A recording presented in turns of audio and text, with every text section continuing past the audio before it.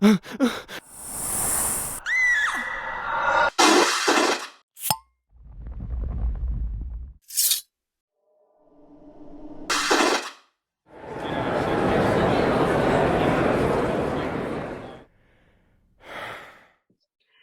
and welcome to the Supernatural track here at Continual. I'm your host, Gail Martin, and tonight we are talking about season 15's road trip. So we have gone season by season through all the show, looking at where the boys traveled, why they might have picked those locations, why the writers picked those locations, what kind of lore or legend went into those locations. And here we are at the end of the journey, talking about season 15. But before we launch into that, let's let our wonderful panelists introduce themselves, starting with Angelique. Hi, I'm Angelique. I'm a writer from New Zealand. I write queer romance. And when I'm not doing that, I'm drooling over cheese and apples. That's essentially my life these days. Okay, Elektra. I'm Elektra Hammond. I'm a writer and an editor, and I have been watching Supernatural since that very first episode. Anna. I'm Anna Kensing. I am also a writer, and I too have been watching Supernatural from the very beginning. I saw the first season or two, took a break briefly, dabbled in some fanfic, came back, caught myself up, and have been just completely obsessed ever since. And I'm Gail Martin and Morgan Bryce. As Gail, I write epic and urban fantasy. As Morgan, I write urban fantasy, male paranormal romance, but all my modern worlds are ones where Sam and Dean could walk in and feel right at home. I came late to the party in season 11, fell in love, binge watched 11 seasons before the start of season 12, read a whole lot of fanfic, and I've never looked back. I'm down the rabbit hole and still going. So season 15, as we were chatting a little bit before we turned on the recording, it's a little bit different in terms of how the boys travel. But let's jump in as we normally do and say, what were your favorite places? Angelique, give us one or two of your favorites. Okay, so I've got to say, I really loved Hell when they went back under its new management. I think Rowena really buzzed things up. I thought that was fantastic. It was a great way of giving her back to us, but it was also a great way of making Hell something a little different in line with the other changes we were seeing happening. And apart from that, I guess for me, for season 15, my focus was on the boys rather than where they were going. So probably after that, it was Baby, because I really felt that every time they got in the car, that was wherever they were going, whatever was going to happen, because we knew something big and really unpleasant that we were not going to like was going to happen eventually. At least while they were in that car, they were safe. So it's not yet, every time they sit in the car, it's, okay, I've got another 5 minutes. So yeah, weirdly, those are my two weird favorite spots for the. Okay, Elektra. Well, this was the first and only season that they went to Alaska. They drove to Alaska. We do not know how they presumably used fake passports to get across the border, and twice to go all the way across Canada because they took the long way. The Baby, of course, got them there, and they had super fun in Fortuna's bar, cavern, whatever, hanging out and shooting pool as they do. Yep. Anna.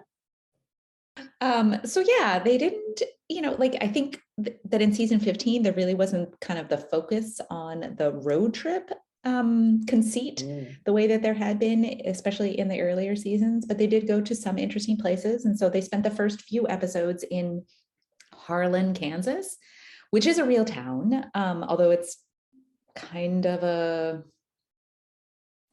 dying, defunct town now. It's about the real town of Harlan, Kansas is about 27 miles or so from Lebanon. And so I think that the fake Harlan, Kansas may have been closer to Lebanon because, you know, they're in the cemetery at the end of the previous season and the beginning of the season that I think is actually not that far from the bunker. And then all of a sudden they're in this town, and it's described as a small town, and it's within the mile radius of the spell that Belphegor, the demon, is going to cast to keep all of the ghosts and the demons and the souls that have escaped from the rift that from hell, to keep all of those people contained. And they're going to relocate the town to a high school that's about 5 miles away. So there no longer is a high school in Harlan, Kansas, because it's too small. They closed in, I think, like, I don't know, the 90s. And so the closest high school is about 11 miles away, not 5 miles away. But there's also like 6 or maybe even more cemeteries that are within like a 10-mile radius of Harlan, Kansas, the real Harlan, Kansas. So who knows which cemetery they were actually in, where Well, all it was a thriving town before the rupture, you know, Yeah. and all those ghosts. And after that, there were so many hauntings that people just drifted away. Right. So yeah, and so in this town here, in these first couple episodes, we see a lot of callbacks to the earlier seasons, right? Like spirits and monsters and evil sons of bitches that they have already dispatched. The Woman in White, Bloody Mary, John Wayne Gacy's spirit, like a whole bunch of people that Sam and Dean thought that they had taken care of have now escaped from hell and are now wreaking havoc in the small town of Harlan, Kansas. I hate when that happens. Yeah, I looked up Harlan, and it's actually got a population of 0 right now. Then another thing I saw said there were still 3 houses populated, so not very many people. I think we should post, when we post this, I think we should link the like flyover video that, like, because there's a person who researches like lost American towns, and so I think we probably saw the same site, and so there's like a, you know, flyover of it, and you can see some photos of some of the main street that is no longer populated with stores, and yeah.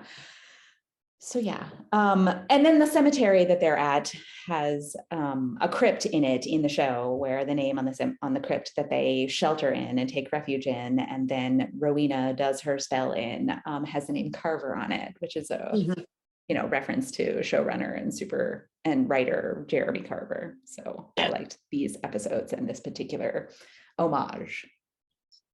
Well, Angelique said that, you know, she liked the glow up that Hell got when Rowena came on board. I mean, they have a welcome reception now. They have hors d'oeuvres. This is just so civilized. And we know that Jack, you know, fixes things in heaven. We find that out at the end of the season. So my headcanon is that Benny has reorganized purgatory. And I think I read a fan fiction where Benny goes to purgatory and, you know, decide people really don't want to be feral in purgatory. Some of them can, they can be out in the woods, but most of the groups, you know, finally decide they're done chasing each other and killing each other, and they kind of civilize purgatory. And so that's my headcanon, is that Benny is ruling purgatory and has made it a much nicer place. He's given it. Adopted. Yep. That's way better than the, oh yeah, we heard he died a while ago. Right. Yeah. He's way too good a character to have just died. He with probably no just recognition. changed his name, you know, or the guy could have been lying. I mean, you know. Right? A Leviathan telling Sam and Dean that Benny is dead. What are the chances of that being actually true?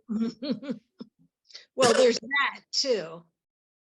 So round 2, where else did you like during season 15? Angelique? I'm just trying to think. I'm sorry, I've got Conrad, so my brain's a bit fuzzy today. The Roadhouse, where that's season 15, isn't it? For some reason, my brain wants to tell me it's season Swayze's? 14. Swayze's bar. Yeah.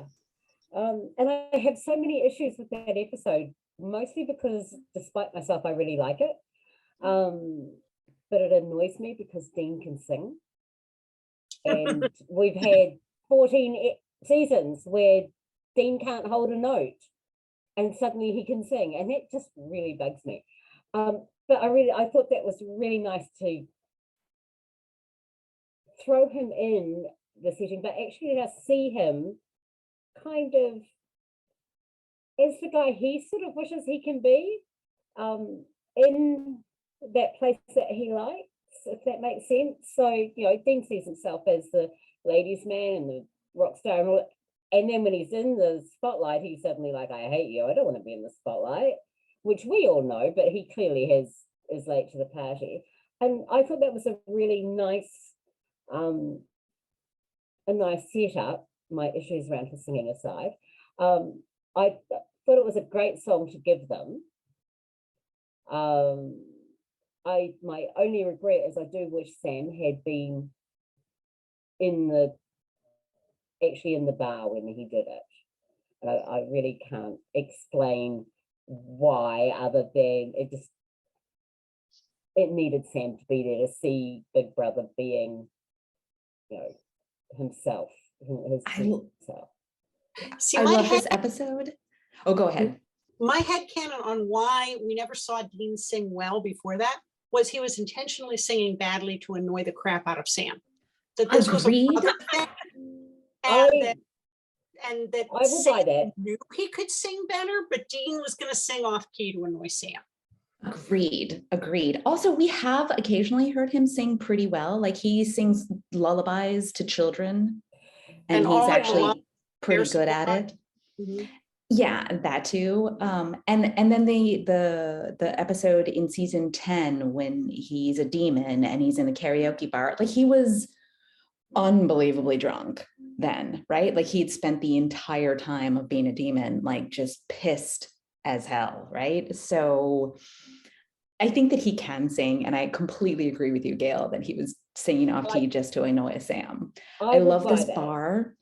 I love the homage to Patrick Swayze, the homage to the movie Roadhouse. The whole thing is just like so perfect.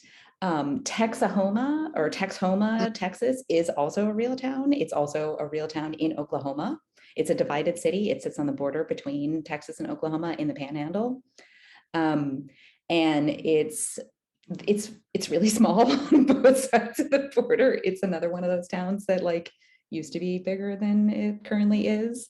And so they have consolidated the schools, and I forget, it was one way and then it switched. And so I think that it's currently that like grade 1 through 4 is in Texas and grades 5 through high school is in Oklahoma, but it might be the other way around. But either way, graduating students from either town can pay in-state tuition to public universities in either state, because it really does, like there's a Texhoma, Texas and a Texhoma, Oklahoma, and they're literally straddle the border there. Right. So it's a pretty... And 4 ghost towns within that area. Right. So it's again a town that only has a population of 335 people. And I think actually a second source that I saw, I was down to 200 and some. So not, you know, they're picking these teeny tiny towns that are barely a dot on a map. Yeah. And I love that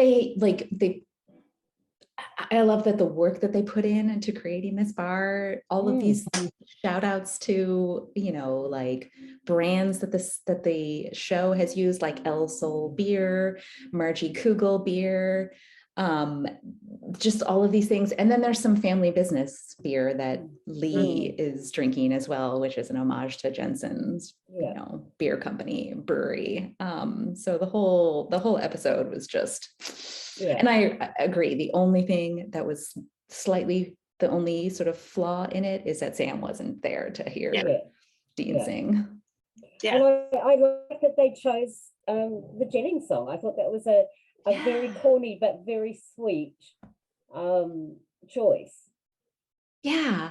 And apparently they did it, you know, like legit too. I think the music editor knew that Jensen was recording an album and had been working on that for a while. And he was like, oh, hey, you know, I don't know, you know, like, is there anything that you think would work?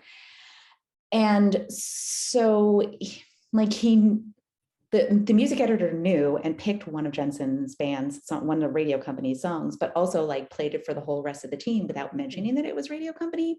And nobody was like, oh yeah, that's a terrible song. Why are we picking that song? And so I think that it was really validating for Jensen to have his own music played in any Supernatural episode. And it's a really good song. Good song, yeah. Elektra? Well, the infamous Radio Shed, which is almost Radio Shack, but not quite, where the poor sales guy just sits there and tries so hard to keep Chuck happy. Oh, And he tries so hard. But, as we've seen over the seasons, Chuck can be a capricious and mean God. Mm-hmm. And he is very hard to please when he's in a bad mood. And he was in a very bad mood when he was in that Radio Shed. As he put it, we're getting near the end now. Mm-hmm. And he was just sitting in there watching the various worlds as he was ending them on the many, many TV screens that they have in the Radio Shed. I really appreciate that because there's this cartoonist named Alison Bechdel who had a weekly strip in a bunch of different alternative and queer newspapers. It would always like give a name into an establishment in the comic strip that was clearly a reference. And so if she'd ever had any need for it, she definitely would have used Radio Shed. She used Buns and Noodle. She used Bed Bath and Bite Me. She used Founders Books and Muzak. So she was like this kind of clever pun-filled pop culture references. Well, she can now use Bed Bath and Out of Business. Yes, she could use that. I like the casino where Chuck is sitting there playing, the slot machines. He's gone. He can make the slot machines, give him all the money. Where's the thrill? And he keeps killing the cocktail waitresses. And this one poor, terrified cocktail waitress in 4-inch heels. In 4-inch heels is bringing him drinks, wondering when he's going to smite her. And it just seemed like such a perfect background for the way that Chuck kind of devolved as a deity to end up in Vegas in a casino. Not even Vegas, right? This is Milford, Nebraska, right? No. Vegas. She was picking her way through the bodies to bring him his drinks. With it on a tray. It was just terrified in those heels, just walking through the bodies. Right. And he tells her, he's like, there's not too much rum in this one, right? Because you don't want to see me cranky. Meanwhile, she's picking up through the bodies of her coworkers. Want to see you cranky. Again, with the mean and capricious. Yeah. Like the worst stereotype of the surly drunk in a one-off casino somewhere. Right. And this town too does exist, Milford, Nebraska, right? It is in a real town. And they show they give you the address in the show for the Lucky Elephant Casino, 707 Darlin Street, which doesn't actually exist in Milford, but Milford is a real town. But it too is also like, used to be more lively than it is now. It's very small now. They cursed another town? Well, it was cursed, I think, possibly before they arrived. There was a sanitarium there that became a state soldiers and sailors home. I mean, how many ghosts are there left, right? Like, except that now it's the location of a community college. So I think they're basing his behavior on that little kid from the Twilight Zone. Yeah. Also a home for unwed mothers there, like between the sanitarium, the soldiers and sailors home, a home for unwed mothers, and then not the home for unwed mothers, but the sailor and soldiers old folks home, like turned into a community college. So it's just like, unwed mothers, soldiers, sailors, college students in despair. Like the town has got to be overrun with ghosts. Mhm. Really unhappy ones. I've got to say too that I'm a huge fan of Rob, and I actually loved Chuck all the way through. I adored him.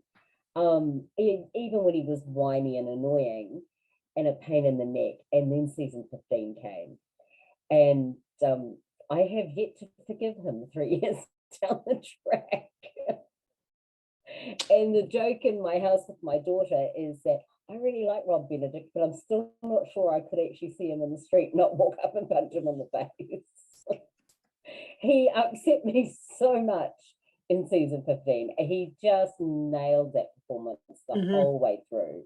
He was just, I absolutely loathed him. He made me loathe that character.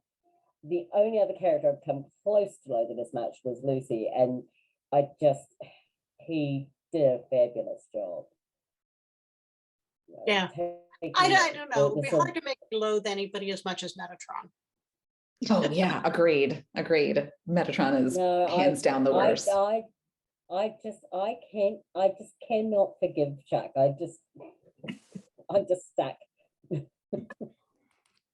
Well, speaking of Chuck, we saw the boys in the bunker, but we saw them in the bunker in several different alternate universes where Sam or Dean was hallucinating some of Chuck's other Sam and Dean endings. So Sam kills Dean, Dean kills Sam. We had that awesome action sequence with Jensen, and Jensen just nailed that. And he directed that episode, I think.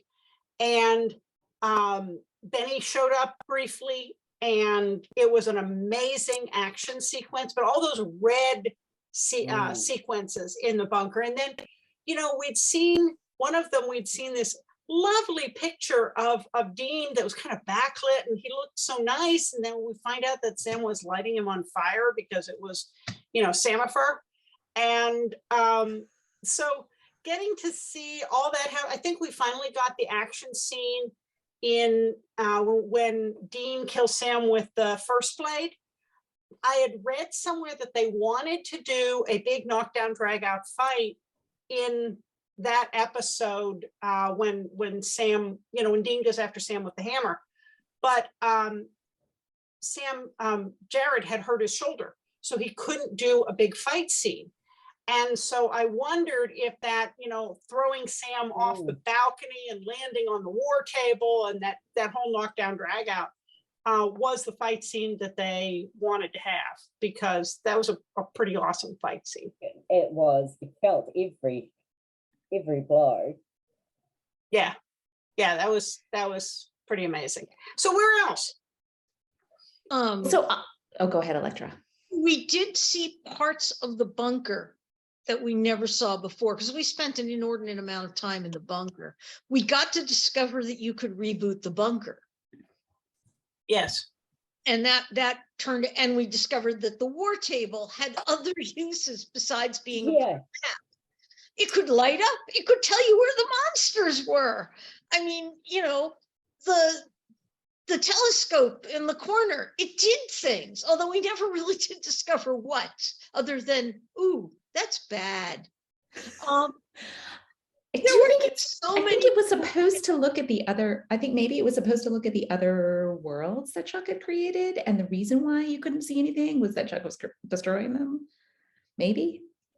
That's my headcanon, is that telescope was meant to look at the other worlds that Chuck had created, but the reason why why Dean couldn't see anything when he looked through it while it was active was that Chuck had destroyed so very many of them. Mm-hmm. But also the Mrs. Butters, right? Mrs. Butters. And we got to see home decorated for the holidays. All of them. Yeah. That was great. She's as much a part of the bunker as the furniture, right? Like she's she's a huge part of the bunker. Like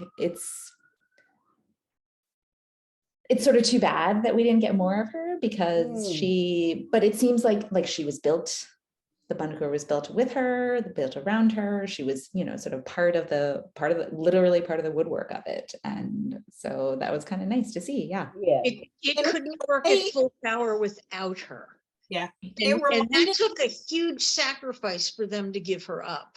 Yeah. That just was a piece of, deep down, they're really good guys. Mhm. And they cared more than a lot of people. And they said, no, it's great having all of this stuff. And it makes our job so much easier. But she's a person too. And we're not going to use her any more than we would use anyone else. It reminded me of that Doctor Who episode where the doctor meets the TARDIS as a person, and kind of made me think about the bunker as an entity like that because of Mrs. Butters. Yeah. Bunker is very TARDIS-like. It's definitely bigger on the inside than it is on the outside. And they kept adding stuff to it when they decided they needed it. Oh, look, it's got a shooting range. Yeah. And a We have a hospital. dungeon. We have a garage. Yeah. Well, one of the other towns, and they've been here before, is Akron, Ohio, with a haunted theater and a haunted juvenile home and a blazing red ball that floats around, and the legend of the ghost blimp, which was a Zeppelin that went out on I forget whether it was a weather balloon or what it was doing, but it was a manned blimp with 2 people on board. And the blimp came back, but the people didn't, and they never figured out what happened to the people or why the 2 men didn't come back with the blimp. So while none of that happened in the episode, now I want to know about the ghost blimp. But yeah, that was Akron, Ohio. That sounds like something that would interest Dean too. Like, I could see Sam going, no, you can't go and find out about the blimp. We've got a job to do. No, there was a blimp. We need to find out. How are you not interested in this? Yeah. What else? There was Black Forest, Colorado, in one of the last, if not the last episodes that Richard Speight directed, where we get to find out what happens when everything seems to just be too damn easy. Mm-hmm. That was Proverbs 17.3. Yeah, we can just, one guy kills the other guy and everything just seems to be simple, right? Save the girl.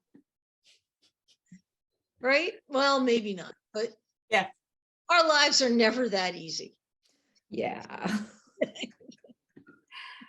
And Black Forest has over 20 documented ghosts, a couple of famous haunted houses, and it's known to be a place where there's a rift that opens up between our world and somewhere else. And demons come through it, apparently. Oh, yeah. Yeah. Yeah. I mean, Well, obviously. if there's a door, if there's a lock, there must be a key. Always. So we don't get very much information about this, but the alternative universe where the Winchesters live and where Hunter Corps exists, which I just love the Hunter Corps Chesters. They're just so. They have not one, but 2 pilots. Right, don't you? Like, how do you travel to the jobs if you don't have at least one pilot? Also, Dad would never let them look at porn. He would disown them. He would take away their trust funds. They don't drink beer. They don't drive the Impala. They drive this like Fiat. It's just. No, it's a smart car, I think. It's a Fiat. The easiest thing.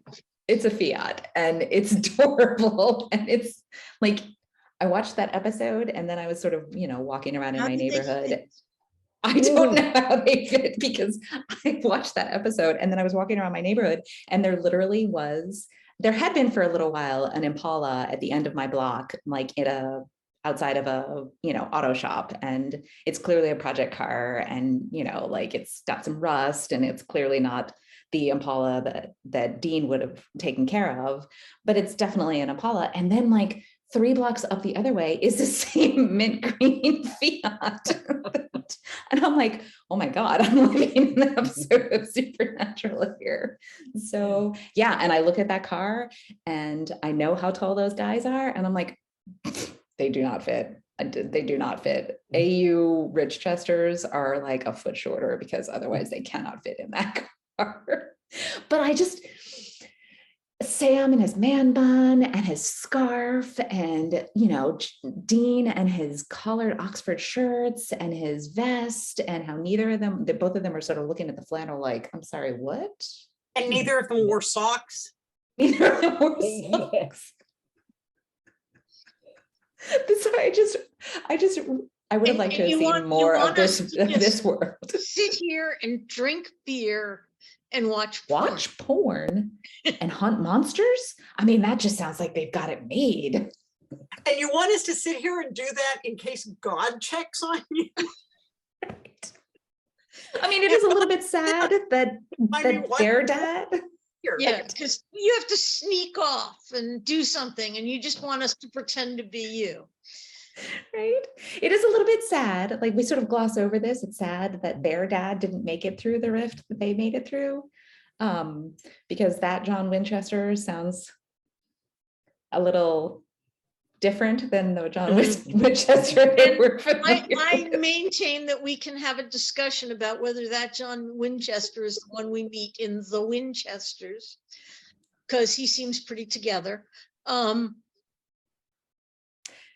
Yeah.